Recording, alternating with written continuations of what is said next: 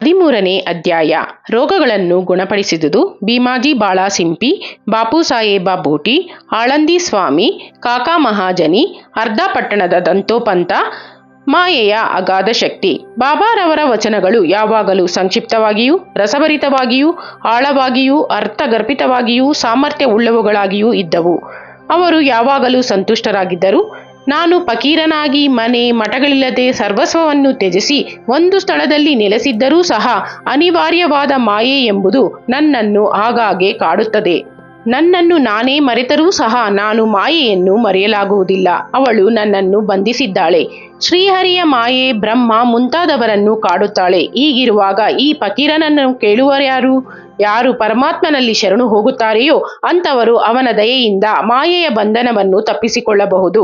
ಮಾಯೆಯನ್ನು ಕುರಿತು ಬಾಬಾರವರು ಈ ಮೇಲೆ ಹೇಳಿದಂತೆ ಅಭಿಪ್ರಾಯವನ್ನು ವ್ಯಕ್ತಪಡಿಸಿರುತ್ತಾರೆ. ಭಗವದ್ಗೀತೆಯಲ್ಲಿ ಶ್ರೀಕೃಷ್ಣನು ಉದ್ಧವನಿಗೆ ಈ ರೀತಿ ಹೇಳಿದ್ದಾನೆ: ಸಂತರು ನನ್ನ ಜೀವಿತ ರೂಪ.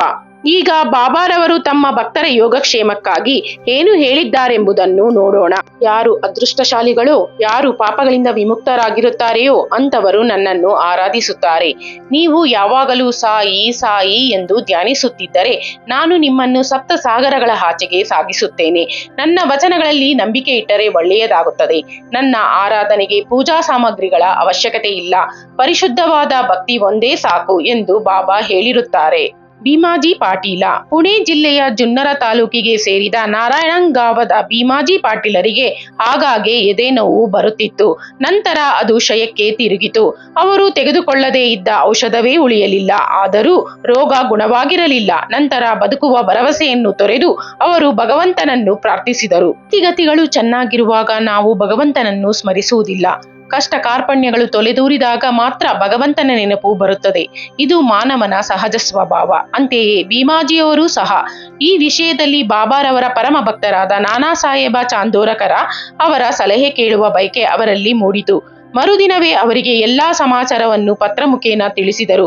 ಅದಕ್ಕೆ ಬಾಬಾರವರ ಚರಣಾರವಿಂದಗಳಲ್ಲಿ ಮೊರೆ ಹೋಗುವುದೊಂದೇ ಸರಿಯಾದ ಮಾರ್ಗವೆಂದು ನಾನಾ ತಿಳಿಸಿದರು. ನಾನಾರವರ ಸಲಹೆಯನ್ನು ಒಪ್ಪಿ ಪಾಟೀಲರು ಶಿರಡಿಗೆ ಪ್ರಯಾಣ ಬೆಳೆಸಿದರು. ಬಾಬಾರವರಲ್ಲಿಗೆ ಅವರನ್ನು ಕರೆತರಲಾಯಿತು. ಆ ಸಮಯದಲ್ಲಿ ಬಾಬಾರವರ ಹತ್ತಿರ ನಾನಾ ಚಾಂದೋರಕರ ಮತ್ತು ಶ್ಯಾಮ ಇವರು ಇದ್ದರು.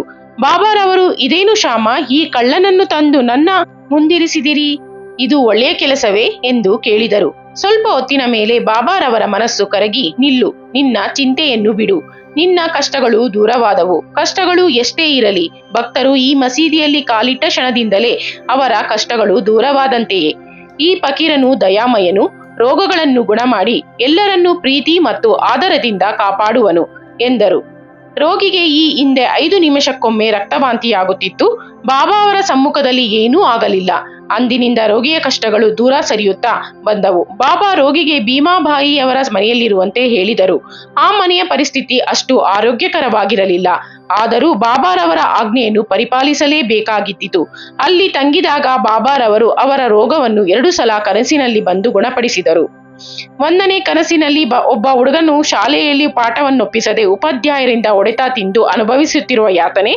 ಮತ್ತೊಂದು ಕನಸಿನಲ್ಲಿ ಯಾರೋ ಅವರ ಎದೆ ಮೇಲೆ ಕಲ್ಲುರುಳಿಸಿ ನೋವು ಮಾಡುತ್ತಿರುವುದನ್ನು ಕಂಡರು. ಕನಸಿನಲ್ಲಿ ಅನುಭವಿಸಿದ ನೋವಿನಿಂದ ಅವರ ರೋಗ ಗುಣವಾಗಿ ನಂತರ ಬಾಬಾರವರಲ್ಲಿಗೆ ಬಂದು ಭೀಮಾಜಿ ನಮಸ್ಕಾರ ಮಾಡಿ ಅವರಿಗೆ ಭಕ್ತರು ತಮ್ಮನ್ನು ಸದಾ ಅಚಲ ನಂಬಿಕೆಯಿಂದ ಸ್ಮರಿಸುವುದೊಂದೇ ವಿನಃ ಇನ್ನಾವುದು ಬೇಕಾಗಿರಲಿಲ್ಲ.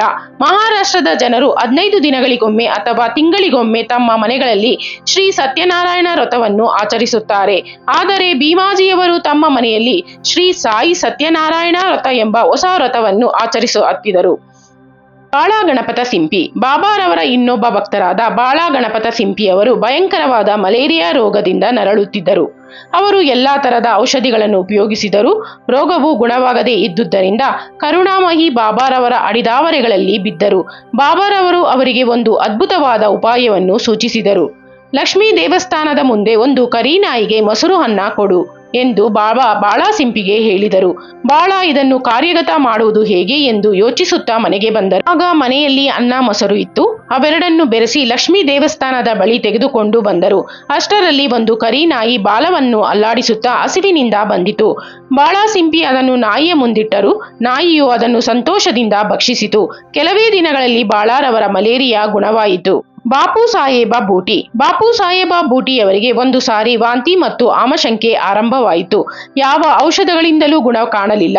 ಬಹಳ ಆಯಾಸವಾಗಿದ್ದುದರಿಂದ ಮಸೀದಿಗೆ ಹೋಗಲು ಸಹ ತ್ರಾಣವಿಲ್ಲದಂತಾಯಿತು. ಬಾಬಾ ಅವರನ್ನು ಕರೆಯಿಸಿ ಮುಂದೆ ಕೂಡಿಸಿಕೊಂಡರು. ಎಚ್ಚರದಿಂದಿರು, ಇನ್ನು ನೀನು ವಾಂತಿ ಮಾಡಕೂಡದು ಎಂದು ತೋರಬೆರಳನ್ನು ಸೂಚಿಸುತ್ತಾ ಹೇಳಿದರು. ಅಂದಿನಿಂದ ಅವರ ವಾಂತಿ ಮತ್ತು ಬೇದಿ ನಿಂತಿತು. ಇನ್ನೊಂದು ಸಂದರ್ಭದಲ್ಲಿ ಬಾಬಾ ಅವರಿಗೆ ಕಾಲರ ಜಾಡ್ಯವು ಅಂಟಿಕೊಂಡು ಬಹಳ ಬಾಯಾರಿಕೆಯಿಂದ ಬಳಲುತ್ತಿದ್ದರು. ಡಾಕ್ಟರ್ ಪಿಳ್ಳೆಯವರು ಅವರಿಗೆ ಅನೇಕ ಔಷಧಿಗಳನ್ನು ಕೊಟ್ಟರು. ಗುಣ ಕಂಡುಬರಲಿಲ್ಲ. ಆಗ ಬಾಬಾರವರಲ್ಲಿಗೆ ಧಾವಿಸಿ ಯಾವ ಪಾನೀಯದಿಂದ ಬಾಯಾರಿಕೆ ಅಡಗುವುದು ಎಂದು ಕೇಳಿದರು. ಅದಕ್ಕೆ ಬಾಬಾರವರು ಬಾದಾಮಿ, ಅಕ್ರೋಟ್, ಪಿಸ್ತಾ, ಒಂದು ತರಹದ ಒಣಗಿದ ಹಣ್ಣು, ಇವು ಮೂರನ್ನು ಹರಿದು ಸಕ್ಕರೆ ಹಾಕಿ ಹಾಲಿನಲ್ಲಿ ಸೇರಿಸಿ ಬೇಯಿಸಿ ಕುಡಿ ಎಂದರು. ಯಾವ ವೈದ್ಯರನ್ನಾದರೂ ಕೇಳಿದರೆ ಇದು ರೋಗವನ್ನು ಹೆಚ್ಚಿಸುತ್ತದೆ ಎಂದು ಹೇಳಬಹುದು. ಆದರೆ ಅವರು ಬಾಬಾರವರ ಆಜ್ಞೆಯಂತೆ ಪಾಲಿಸಲೇಬೇಕಾಗಿದ್ದಿತು. ಈ ಔಷಧಿ ತಯಾರಿಸಿ ಕುಡಿದರೂ ಅವರ ರೋಗ ಗುಣವಾಯಿತು. ಆಳಂದಿ ಸ್ವಾಮಿ. ಆಳಂದಿಯ ಸ್ವಾಮಿಗಳೊಬ್ಬರು ಬಾಬಾರವರ ದರ್ಶನಾಕಾಂಕ್ಷಿತರಾಗಿ ಒಮ್ಮೆ ಶಿರಡಿಗೆ ಬಂದರು. ಅವರಿಗೆ ಕಿವಿ ನೋವಿನಿಂದ ರಾತ್ರಿಯೆಲ್ಲ ನಿದ್ದೆ ಬರುತ್ತಿರಲಿಲ್ಲ. ಅವರಿಗೆ ಶಸ್ತ್ರಚಿಕಿತ್ಸೆ ಸಹ ಆಗಿದ್ದಿತು. ಆದರೂ ಗುಣವಾಗಿರಲಿಲ್ಲ.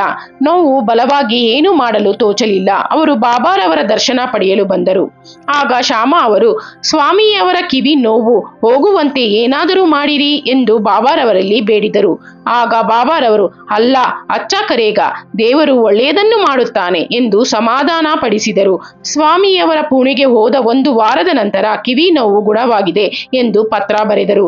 ಹೀಗಿತ್ತು ಬಾಬಾರವರ ಮಾತಿನ ಪ್ರಭಾವ. ಕಾಕಾ ಮಹಾಜನಿ. ಇನ್ನೊಬ್ಬ ಭಕ್ತರಾದ ಕಾಕಾ ಮಹಾಜನಿಯವರು ಅತಿಸಾರ ರೋಗದಲ್ಲಿ ನರಳುತ್ತಿದ್ದರು. ಬಾಬಾರವರ ಸೇವೆಗೆ ಭಂಗಬಾರದಂತೆ ಮಸೀದಿಯ ಮೂಲೆಯಲ್ಲಿ ನೀರನ್ನು ಇಟ್ಟುಕೊಂಡು ಆಗಾಗ್ಗೆ ಹೊರಗೆ ಹೋಗಿ ಬರುತ್ತಿದ್ದರು. ಬಾಬಾರವರಿಗೆ ಇದು ಗೊತ್ತಿತ್ತು. ಅವರೇ ಗುಣ ಮಾಡುತ್ತಾರೆಂದು ಸುಮ್ಮನಿದ್ದು ಬಾಬಾರವರಿಗೆ ತಿಳಿಸಿರಲಿಲ್ಲ.